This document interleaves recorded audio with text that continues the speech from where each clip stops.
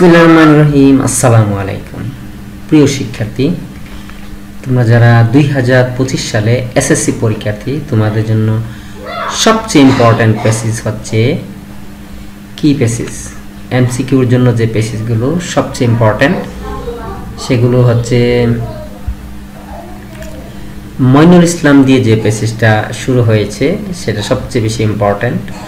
তারপর হচ্ছে May Day, তারপর হচ্ছে হেরিটেজ, তারপর হচ্ছে mother Teresa, 26 March, internet technology, Meher চাঁদ, হিউম্যানস, 21 ফেব্রুয়ারি।